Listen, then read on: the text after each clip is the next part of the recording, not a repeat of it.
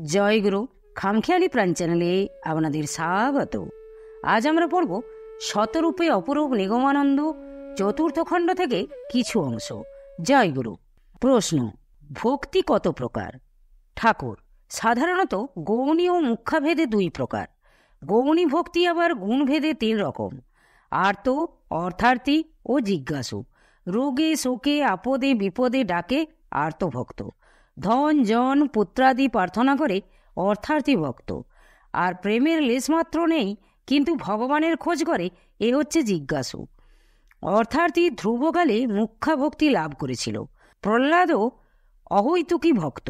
প্রেমও 3 রকম: প্রথম সতীর প্রেম, দ্বিতীয় দোকানদারের প্রেম, তৃতীয় বেশ্যার প্রেম। সতী প্রতিদান চায় না, ভালোবেসেই ধন্য হয়। দোকানদার কিছু মূল্য পেলে তবেই কিছু দিতে রাজি। আর বেশ্যা শুধু নিতেই জানে, দেবার নামটি নেই। খাঁটি প্রেম নিজেকে বিলিয়ে দেয়, প্রতিদান চায় না। উপেক্ষায়ও দুঃখ নেই। সন্ধ্যা উত্তীর্ণ হওয়ায় সভা ভঙ্গ হইল। পরদিন সকালে বাল্যভোগের পর সমবেত উপদেশ প্রার্থীদের মধ্য হইতে একজন প্রশ্ন করিলেন, মহারাজ, খাদ্যের সঙ্গে ধর্মের সম্বন্ধ কি?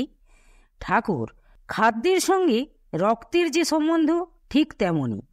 গুণানুযায়ী পৃথক পৃথক খাদ্যে পৃথক পৃথক স্পৃহা হয়।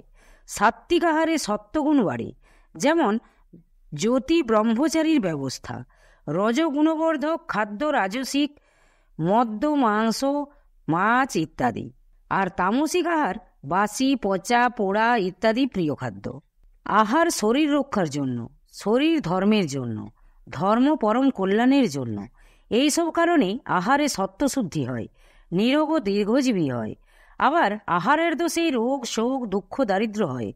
ধর্মসাধন রোগীর কাজ নয়, স্বাস্থ্য চাই। শরীর মাধ্যম খলু ধর্ম সাধনম। প্রশ্ন: তিথি বিশেষে খাদ্যাদির বিধিনিষেধ কেন? ঠাকুর: তিথি নক্ষত্র গ্রহ উপগ্রহগুলি এই জীবজগতের ওপর অবিরত প্রভাব বিস্তার করছে।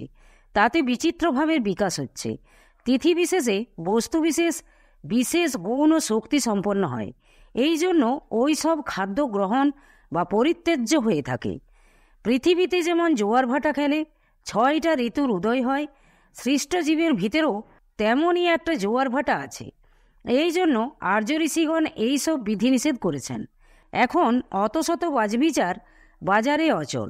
পঞ্চপর্ব, অমাবস্যা পূর্ণিমার উপবাস, নিশিপালন, একাদশীর উপবাস ইত্যাদি বেতরোগী বা বিধবারা করে থাকে। তিথি বিশেষে ঔষধ গ্রহণ, ধারণ, গাছের মূল সংগ্রহ ইত্যাদি ব্যবস্থাও ওই শক্তিসম্পন্ন অবস্থায় হয়। পরে মন্ত্রশক্তি যোগে আরও শক্তিশালী হয়। কোনো ঔষধ রাত্রে, কোনোগুলি আবার দিনে তুলিলে বেশি ফলপ্রদ হয়। তরি তরকারি, মাছ মাংস ইত্যাদি সব খাদ্যই বিচার বিধান মতে গ্রহণ করতে হয়। প্রশ্ন: সৃষ্টির আদি অবস্থাটা কেমন? ঠাকুর: সৃষ্টির আদি এবং প্রথম অবস্থার একটি সুন্দর চিত্র আছে নারায়ণের অনন্ত শয্যায়। মহাপ্রলয়ের পর আবার নতুন সৃষ্টি। মহাপ্রলয়ের সময় আর কোনো সৃষ্টিকার্য নেই বলে সব যেন জলময়, ধুধু অনন্ত সমুদ্র। সেই অনন্ত সূক্ষ্ম পরমাণু সমুদ্রে অনন্তদেব অনন্তকাল রূপ শয্যায় শায়িত। কেননা তখন জগৎ বিধাতার আর কোনো কাজ নেই, সম্পূর্ণ বিশ্রাম অবস্থা। কাল যেমন ধ্বংস করে তেমনই গড়েও। ধ্বংসের পর আবার যখন সৃজন বাসনা হলো, নির্গুণ ব্রহ্ম তখন সগুণ হলেন। নারায়ণী শক্তি অনন্তদেবের সেবায় নিযুক্ত হলেন। বাসনা কামনার স্থান নাভিমূল, সৃষ্টির বৃন্ত বা বোটা। তাই অনন্তদেবের নাভিপদ্মে পদ্মজনী মানসপুত্র ব্রহ্মার উৎপত্তি দেখানো হয়েছে। তিনি সূক্ষ্ম পরমাণু সকলকে সৃষ্টিকার্যের উপযোগী করে তুললেন। তিনি হলেন সৃষ্টি বিভাগের আদি বড়কর্তা। তার কার্যের সহায়তার জন্য আরও 10 জন সৃষ্টিকর্তা বা প্রজাপতি হলেন। তাদের নাম হল মরীচি, অত্রি, অঙ্গিরা, পুলস্ত, পুলহ, ক্রতু, দক্ষ, বশিষ্ঠ, ভৃগু, নারদ। 14 সৃষ্টি। প্রশ্ন: দেবগণের আদি বলেই কি ব্রহ্মাকে পিতামহ বলে? ঠাকুর: হ্যাঁ। প্রশ্ন: তবে মহাদেবকে দেবাদিদেব বলে কেন? ঠাকুর: গায়ত্রী, সাবিত্রী, শক্তিসহ ব্রহ্মা, বিষ্ণু, রুদ্র এরা সকলেই আদিদেব বা মহাদেব। কেবল সৃষ্টি করলেই তো চলবে না, খাওয়ার পরার ব্যবস্থা, লালন পালন ব্যবস্থাও চাই। সঙ্গে সঙ্গে বিষ্ণুর উৎপত্তি হলো পালনী শক্তি লক্ষ্মীসহ। আবার শেষে বেঁচে থাকার সার্থকতা ফুরিয়ে গেলে ভেঙে চুরে ভালো করে গড়বার জন্য রুদ্র ও রুদ্রাণীর উদ্ভব হলো। সৃষ্টি স্থিতি প্রলয়ের জন্য ব্রহ্মা বিষ্ণু রুদ্র ত্রিমূর্তি 3 ভাগের ভার নিলেন। 1 থেকে 3, আবার 3-এ মিলে 1। কেউ ছোট বড় নয়, প্রত্যেকের ক্ষেত্রে প্রত্যেকেই বড়। আদি বীজই নাদ ব্রহ্ম। ওং ব্রহ্মা বিষ্ণু রুদ্র দেবের আদি এরা 3 জনই। যে কালের হাতে এসব ভাঙা গড়া চলে তিনি মহাকাল বা মহারুদ্র। প্রশ্ন, জপ ধ্যান করার সময় কিসে মনস্থির হয়? ঠাকুর, বিষয় মদে মাতাল, বিফল বাসনা কামনা রূপ ভীমরুলের হুলের জ্বালায় অস্থির চঞ্চল মন বাদরটাকে বারবার কানে ধরে ধ্যানে জপে লাগাতে হবে। বারবার কানে ধরে ফেরানোই সাধন। ওই রকম করতে করতে মন ক্রমশ বসে আসে। নিয়ম সংযমের বাস দিয়ে ঠেলে পানাপুকুরে জল নিতে হয়। অভ্যাস দ্বারাই প্রকৃতি জয় হয়। প্রকৃতি মানুষের পরিচারিকা আর পশুর পরিচালিকা। পশুই প্রকৃতির বশ, মানুষ প্রকৃতি জয়ী। প্রশ্ন, জপাত সিদ্ধি কথার তাৎপর্য কি? ঠাকুর, যার নাম বারবার বলা হয় তার রূপ গুণের কথাও মনে আসে। মন একাগ্র হলে ক্রমে লীলা দর্শনাদিও হয়। নাম নামই অভেদ, বিশ্বাস ও একাগ্রতাই মূল। প্রত্যেকটির নাম এক একটা বীজ। নাম হলেই একটি নামই থাকে। নামের সঙ্গে নামের অঙ্গাঙ্গী সম্বন্ধ। যার নাম করা যায় সঙ্গে সঙ্গে তার একটা রূপও মনে উদয় হয়, ভালোই হোক আর মন্দই হোক। যার নাম করা যাবে তার রূপ গুণ বা দোষ, তার কার্যকলাপ সবই হু হু করে মনে আসতে শুরু করে। মনকে সেইভাবে লাগিয়ে রাখলে ক্রমে তন্ময়তা আসতে বাধ্য।